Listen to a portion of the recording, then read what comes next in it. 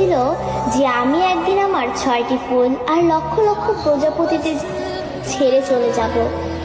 এমন একটা দিন আসবে যেদিন আর্মিদের মাঝে সকালে ঘুম থেকে উঠে আর্মিরা ফোন হাতে নিয়ে মনে পড়বে যে আজ বিটিএস এর লাস্ট কনসার্ট বা আজ তাদের ডিসব্যান্ড হওয়ার দিন।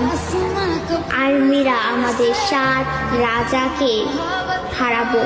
সত্যিই তো বিটিএসরা আমাদের ছেড়ে চলে যাবে।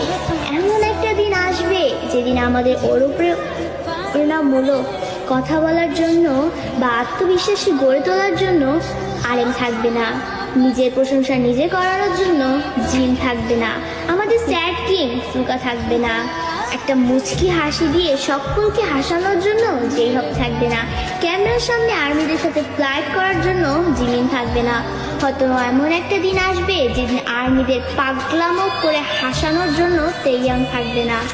হয়তো সেদিন এমনও হতে পারে বানি ইসমাইল দিয়ে র্যাপ মনস্টার বলার জন্য জাঙ্কুক থাকবে না। সেদিন হয়তো বা বিটিএস নামক ওই ব্যান্ডটা থাকবে না। হয়তো তাদের আর কোনো গান অ্যালবাম রিলিজ হবে না। আমরা হয়তো বা আমাদের 7 রাজাকে আর কোনোদিনও ফিরে পাবো না।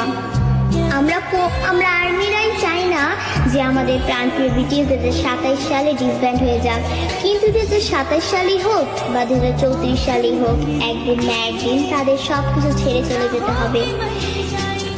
ডোরেমনও তো রোবট হয়েও সারা জীবন নোবিতার কাছে থাকতে পারেনি, তবে বিটিএস মেম্বারও তো মানুষ, তারা কিভাবে পারবে আমাদের সাথে সারা জীবন থাকতে?